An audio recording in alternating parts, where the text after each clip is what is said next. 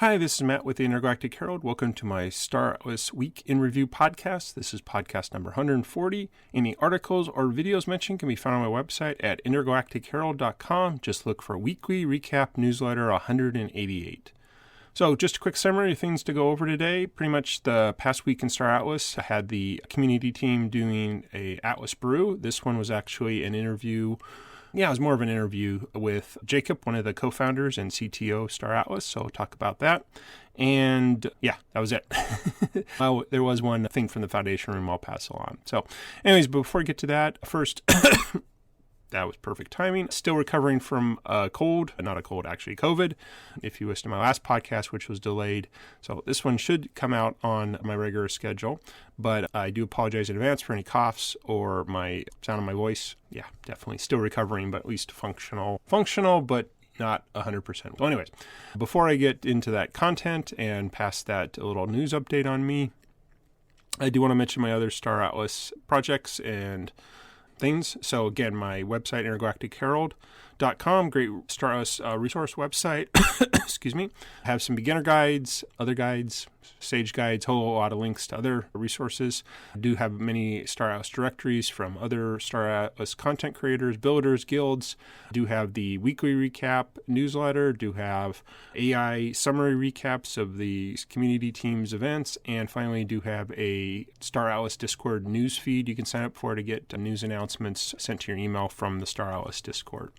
Also do have a Star Atlas merch store called intergalacticgear.com. Not a ton of selection. Yeah, other things. And anyways, it's a future project. I guess I just be blunt now. There's not enough people at Star Atlas community to really justify a merch store. If, however, you're looking at this and you want a Star Atlas mug, they're still available for shipping in the United States. So please check that out at intergalacticgear.com. My other project is a Star Atlas community for gamers who don't want to join guilds. Again, not a lot of new people. If you're interested, intergalacticcoalition.com. But again, there's not a lot of us left. So anyways, but moving on to the content of Star Atlas this past week, I mentioned the Star Atlas Brew. So normally, actually now I think about it, Star Atlas Brew is a very free flow topic other than usually having news at the beginning. But this one was, I guess, a little both out of the ordinary in the sense that they don't typically do interviews, or I wouldn't consider them interviews. They might have guests on who are talking about their thing, but this was definitely much more of an interview type theme. And the other, not typical, was one of the other co-founders of Star Atlas, Jacob Lloyd, was on there. He's the CTO, the Chief Technical Officer. I'm assuming it's technical. Brother to Danny Floyd, who's the Chief Product Officer, and both of them plus Michael Wagner are the co-founders. I think, to be honest, I've only heard him speak, I think at their conference they had at Solana Breakpoint last year, and when was the last time?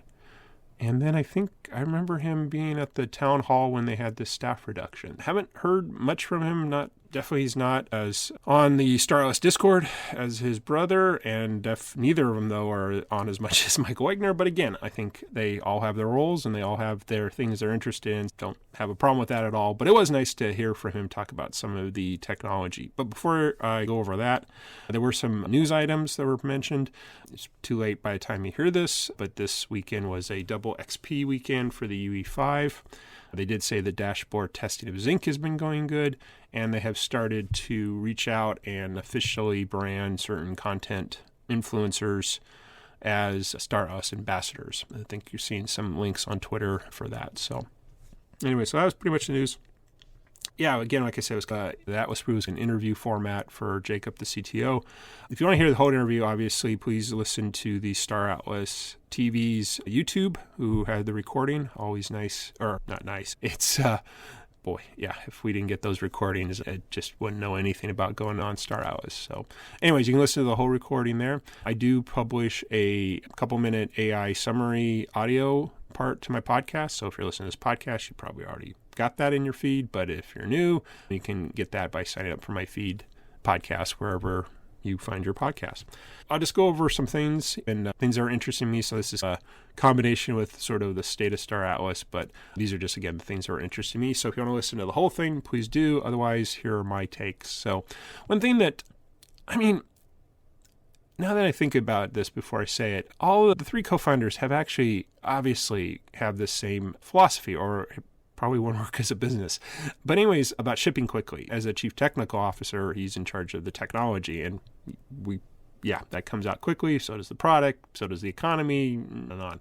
But he mentioned something that I hadn't heard mentioned before, and I have a construction background, so I don't know if they do also. But he said it's like hanging out at a construction site. That's how he described how the game development and shipping quickly and things like that. And we've heard phrases like eat your own dog food. Yeah, it's pre-alpha and all that. But I have to admit the construction site analogy resonated with me because it sure feels like you're looking at it from all perspectives, but you're in the dirt and you're seeing what's being built, but you're seeing how it's being built. And sometimes it's not finished. And I don't know, it was a really great analogy, and it really spoke to me. He did talk more about C4, and definitely they wanted to scale up the game systems from currently on Sage. So it makes sense, and things we've seen on the design side, it makes sense also that they're working on the technology side. I kind of didn't put this together when they announced a unique framework they called Starframe, but it made sense connecting the dots that Starframe is what C4 is being built on. But one thing they had noted, and I don't know if that's today or in the future, but it was, again, a statistic that stood out, that when they do ship configuration changes, it's over 100,000 transactions. And I was thinking, how much Solana fees is that? But again, I don't know. Again, it was just fascinating to hear again, even changing something on a ship changing the game related to ship configurations is 100,000 transactions. Yeah, right or wrong, putting a video game on a blockchain, there's a lot of effort that goes into what to me would seem like a simple change, but nevertheless is major. And I think he also mentioned that's where when they do make changes, it takes a while because they have to get them all to commit, just like any of us, because it's all on Solana. So anyways, that was kind of interesting. He mentioned some things about StarCom. It started interesting because it thought we'd kind of get a history lesson, because it mentioned it started back in 2021 and it's on the third version or something. But then it got, again, I'm not faulting. I wouldn't expect the technology guy not to be all about tech, but RPCs and not pulling enough data, and I kind of lost that part of the answer there. But what the 2 points that did come out about the newer one, or the one coming up, it's definitely part of C4. It's really going to improve I wrote this down, middle level back to client. Middle level back. Oh, yeah, that StarCom is the middle part that goes from the client to StarCom, and StarCom goes to the blockchain. So it's really the thing that works in the middle. Otherwise, everything, you need this middle level, and they've needed it from the beginning. So as much as I think some of the communities like this is the bottleneck, it sounds like without this, it's really not even possible. But he did mention in this new version that the UI performance improvements are definitely going to be there. I couldn't understand if it was saying that's like how HoloSim is working or will work, but this felt like this is the thing that'll make performance issues disappear in the user interface. Yeah, that's good. Nice to hear all this stuff, see how everything not exactly fits together, but definitely get better sense of all the pieces coming together. And then the last big topic he mentioned was Zinc.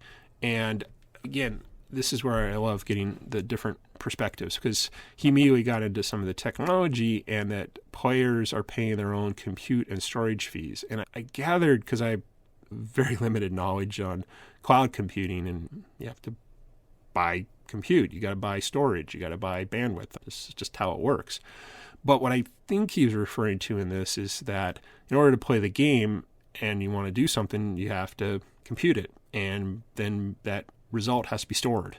And so this is where the fees come into play, and this is where I think he was referring to the blockchain, and this is where having Zinc will make those, and he used an interesting term. He said that Star Atlas, by using Zinc, even if Zinc is almost 100% copy of Solana, will have more influence over it, because the Solana blockchain has to treat all participants as equal, but then he used the term that Star Atlas will be a first-class citizen on Zinc, unlike Solana. So obviously, if something in Star Atlas needs to be improved, Zinc, the blockchain, will be improved related to that. Yeah, so again, that was a tech-heavy presentation of Zinc, but one we haven't really heard yet, so I think it was great. Oh, and then the last thing he mentioned was the other thing he was really excited about in Zinc is this on-chain avatar and the social aspects that come from it, because everything's there. Again, we're starting to just get a little more, but probably things we already heard about when Zinc came out. And then there was a few minutes left over, and a couple of community questions were taken. One was about fog of war and whether or not that's possible. And from a technical standpoint, it sounded like not really, because that's how blockchain, but it was also mentioned that's not really how the world works. And I wasn't sure I understood, but he mentioned this term zero knowledge. And I guess the way he used it, or the analogy described, is even if you're like having combat and you can't see the other two people or two forces, you can't see the forces, they know where everybody is on their side. And I guess this is like where the spy stuff comes in. And if somebody is a spy and tells the other side, then they all know anyway. So what's the big deal? And anyways, I don't know. I thought that was a kind of interesting way to say, yeah, it's just that it doesn't exist in real life anyway. So yeah, some games have it, we won't. Or he didn't say we won't have it. Yeah, they were talking about different technologies and things like that too. But anyways, it was just the first time I heard that answer from a technical point of view. And then the last question, somebody was talking or asked about UA5 interacting more with the blockchain, and he mentioned, again, this is coming and things there, but the real key is Fleet Command. Fleet Command will be Sage in UE5 with all the features. And so in other words, everything you can do right now in the web browser version, you'll be able to do in UE5 in Fleet Command. So in that sense, it's totally will be integrated with the blockchain. And yeah, that's first kind of, again, I guess in hindsight, I remember being told that, but again, that was a direct answer and things like that. So anyways, yeah, so overall, yeah, it was a great interview. Nice to get some more perspective, especially from another co-founder who is, again, working on one of the, I don't know if there's just 3 pillars. I was about ready to say there's technology, product, and economy, but it feels that way. Anyways, I'm sure there's more to Star Atlas than just those 3, but it does align with the founders. Anyway, so that was a great thing, and that was, again, the main kind of community event. But to wrap up the kind of the content section, I did want to point out one post that was on the Foundation Room.